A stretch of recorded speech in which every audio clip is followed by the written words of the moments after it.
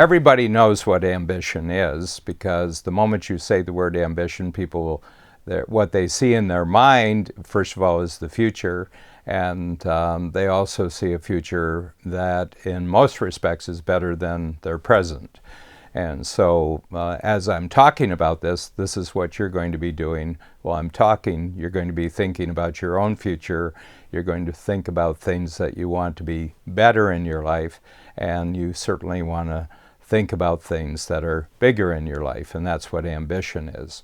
Now, entrepreneurs are kind of in a unique category among all other people on the planet, in the sense that they have a potential freedom to constantly increase their ambition throughout their life. I say potentially because not all entrepreneurs do this, and I'll just give you two cases where entrepreneurs don't increase their ambition, and it has to do with three categories in which I differentiate all individuals who are entrepreneurs. And the first category is what I call survival entrepreneurs. The second category, I call them lifestyle entrepreneurs.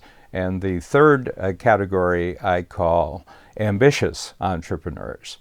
So the first category, survival entrepreneurs, these are individuals who have an ambition not to work for someone else, and so they become entrepreneurs, but they don't really have a business. What they have is a job where they're the employer. That's their ambition, to self-employ. This individual, as long as they can create a job for themselves where they're their own boss and make a living that's equal to what someone else might make working for someone else, that's the extent of their ambition. They really don't grow in ambition once they've established themselves. And this would pretty well define probably 90% of the individuals on the planet who are categorized as entrepreneurs. The second are lifestyle, and this is the more interesting individuals. And these are individuals who, when they're very young, get a sense of a particular lifestyle that they would like to achieve in their lives. And this is usually based on externals.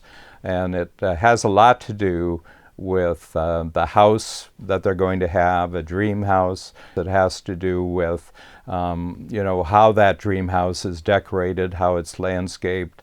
It has to do with the kind of social events they have in their dream house, and then what kind of clubs they're in, where their children go to school, what kind of cars they have, what kind of clothes they have, and what they can do when they travel and everything like that. But as you can see, these are all externals. They don't really have much to do with anything internally. Individuals can be extraordinarily ambitious for that period in their entrepreneurial career that it takes them to actually get to this lifestyle.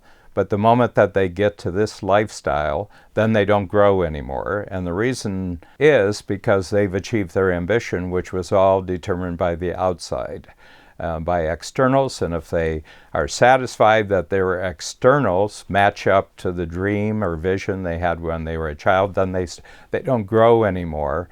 And they will maintain their entrepreneurial company just as long as that company will maintain their lifestyle, but they have no vision beyond this.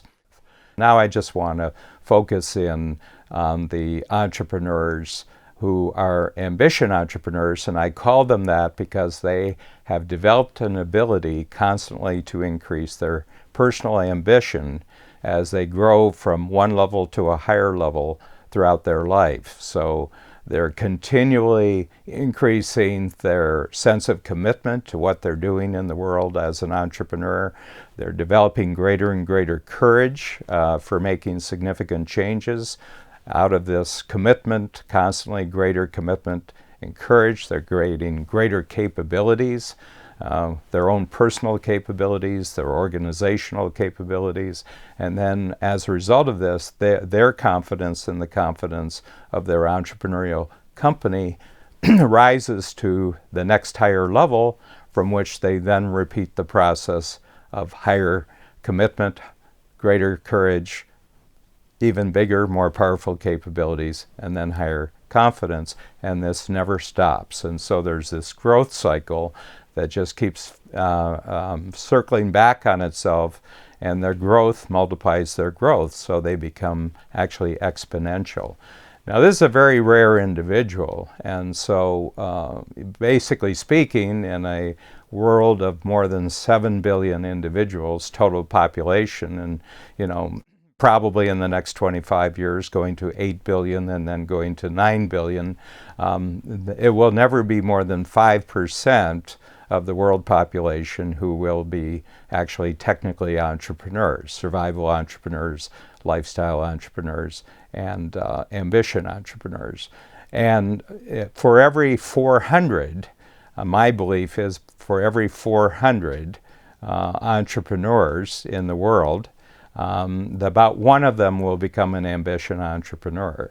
And this one ambitious entrepreneur will continually create entirely new kinds of products, entirely new kinds of services in the world, which are then taken advantage of by the other entrepreneurs. So you only need one ambition entrepreneur basically to keep 399 other entrepreneurs supplied with new products and new services and new approaches, new ideas, new strategies. And so when you come into strategic coach, you have to ask yourself, am I actually an ambition entrepreneur, or am I actually a lifestyle entrepreneur? If you are actually an ambition entrepreneur, then you have the most marvelous community and structure and process that you'll ever want for the rest of your life, because everything in Strategic Coach, everything that we've created, personally, me going back 40 years and our company going back more than 25 years, it's all geared to structuring you, supporting you, and continually giving you greater encouragement to increase your ambition for as long as you are in this life.